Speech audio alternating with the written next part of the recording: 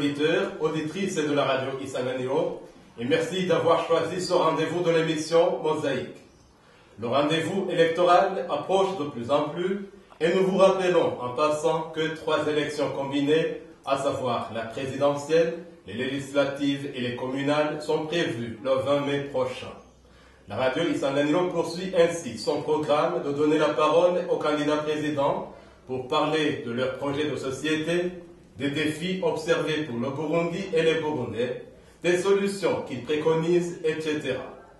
Nous avons l'honneur d'accueillir aujourd'hui et en exclusivité l'honorable Agathon Rwasa, le premier vice-président de l'Assemblée nationale, président du parti CNL et candidat de ce parti pour la prochaine présidentielle, à qui nous disons bonjour et bienvenue, honorable.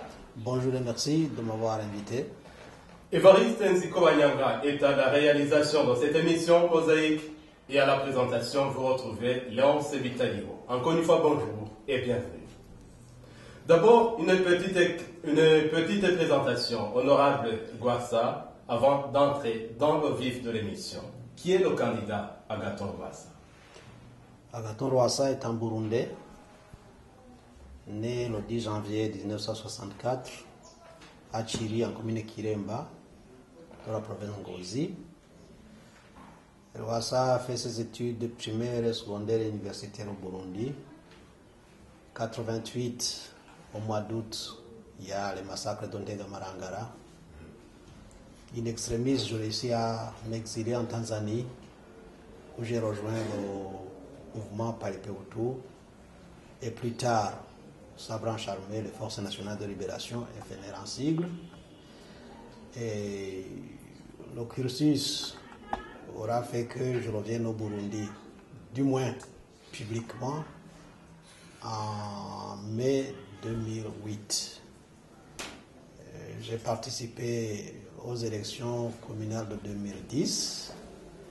La situation a encore une fois tourné au vinaigre. J'ai dû me mettre à l'abri pendant 3 ans. Je refais surface en 2013. 2015, je participe comme indépendant aux élections.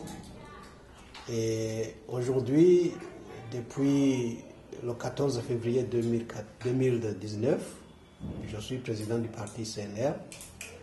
Et nous sommes prêts pour les élections de cette année, présidentielle, législative, communale et même collinaire. Oui. Lors des événements de Ndega Marangara en 1988, oui. Vous étiez exactement où avant de fuir vers la Tanzanie? J'étais chez moi au village. Mais votre commune n'a pas été touchée. C'était Ndega et Marangara. Non, les gens croient que ça n'a pas été touché, mais il y a eu beaucoup de victimes. L'armée est venue avec des listes préétablies et des gens ont été exécutés sommairement. En tout cas, des centaines. Il y en a que je connais, ou que je connaissais, puisqu'ils ne sont plus. Ouais. Et d'autres qui ont pris le chemin de l'exil et qui n'ont pas pu rentrer au pays, qui sont morts. C'est dommage. Mais nous pensons que quand même, il est temps que l'on pense tous ces plaies-là et qu'on bâtisse un Burundi plutôt réconcilié avec lui-même. Tant d'événements malheureux pour le Burundi et les Burundais, et vous avez fait le maquis. On peut dire que ça fait combien de temps que Agathon Rwasa mène un combat politique dans le pays? Je mène le combat politique depuis mon jeune âge, parce que déjà, à l'école primaire, j'ai été pionnier, et au secondaire, j'ai été membre de la JRR. Et c'est à cette occasion que j'ai participé pour la première fois à un camp de travail qui a été organisé à Kwibuka, dans les parages de la ville de Gitega. Mais par après, me rendant compte que la gestion de son mouvement intégré au parti PRONA ne me convenait pas, j'ai dû faire marche arrière. Et par après, j'ai rejoint, comme je l'ai déjà dit, le mouvement Paripé Hutu, un mouvement qui malheureusement a été taxé de tribaliste ou de je ne sais quoi, parce que les gens n'aiment pas qu'on les défie. Le Paripeutu, c'est un mouvement qui était né en exil.